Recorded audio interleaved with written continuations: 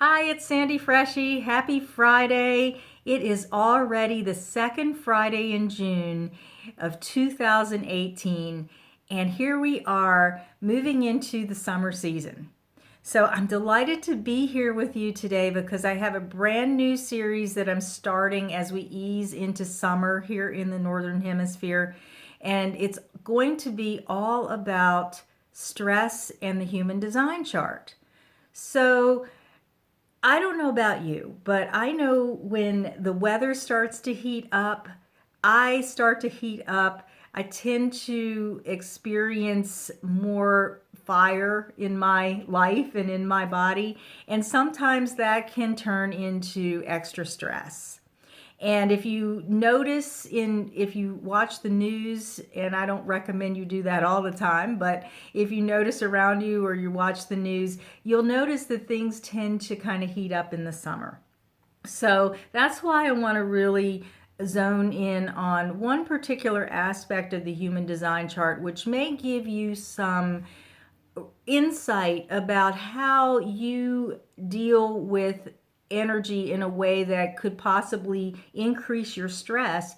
And then through that insight, you will also discover ways and be inspired, hopefully, to begin to manage that stress in a more healthy way.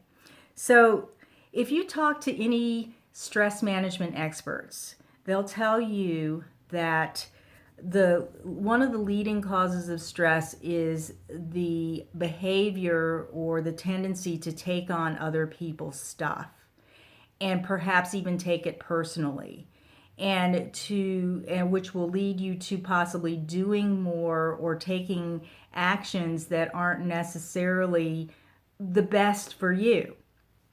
And one way that we look at this in terms of the human design chart is through your undefined centers. So that's what this series is really going to be focused upon, is exploring each of the your undefined centers. And I want you to follow along with your human design chart and understanding the dynamics that can set you up for really taking on other people's stuff, possibly taking it personally, maybe even projecting into it things that aren't necessarily accurate. And here's why that happens. Let's first look at a human design chart here. If you notice, these white areas, these white geometric areas are centers, and they're undefined when they're white. All of this colored in area is where this person has definition, where they have a consistent experience with the energy that they process through these centers. In these undefined centers, this person would be taking in energy, and when I mentioned that there's a tendency to project upon that and maybe not be accurate about your interpretation of what you're feeling, that's because there's potential in these undefined areas for distortion. And that's where the stress comes from. That you process that energy, you take it in, you perhaps distort the information that you're getting from it, and then you may have this tendency to act upon it in ways that aren't really healthy or advantageous or beneficial for you. So that keeps you from really living out who you really are in the definition, because you're over here taking responsibility for other people's stuff or feeling like you have to do something about other people's stuff. So this person in particular, if this person were coming to me for a reading, and one of their major complaints was the high stress levels, or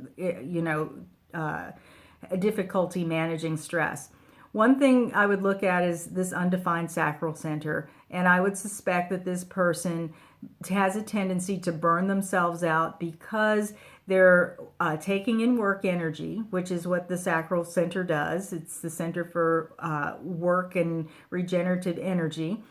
They take it in, they amplify it, they distort it, they feel like they can work more than they are really physically equipped to do, so they overwork, and then they have this potential to burn themselves out.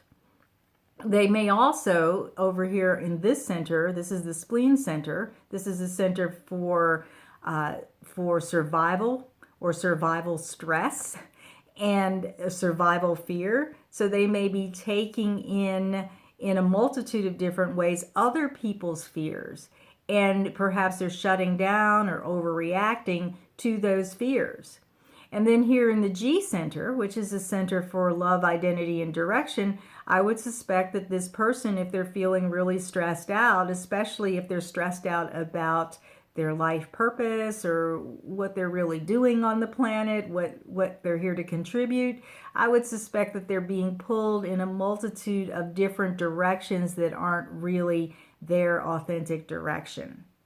So as we go through this series, I'm going to break down each of these centers a little bit more, one each week, and hopefully you will get the information and insight that you need to kind of ping your awareness as you work through your own human design experiment and your strategy and authority.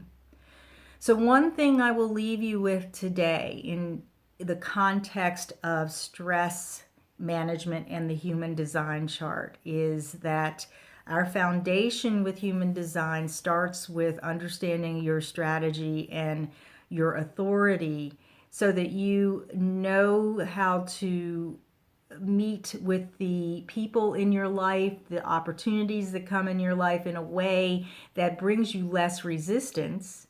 And then when those opportunities come to you that really could possibly move you forward in your life, you have a way of really discerning and making correct decisions about what actions you need to take in that context. And as you follow your strategy and authority, it really allows you to sink into who you are so that you're not as susceptible to being overtaken by the energies of other people. You're not as susceptible to taking on the energies of others and feeling like you have to do something about it and therefore getting stressed out over it. So I'm looking forward to the next, 9 weeks after this of exploring stress and your undefined centers in the human design chart. So until the next time, be well and take a few deep breaths and allow yourself to relax.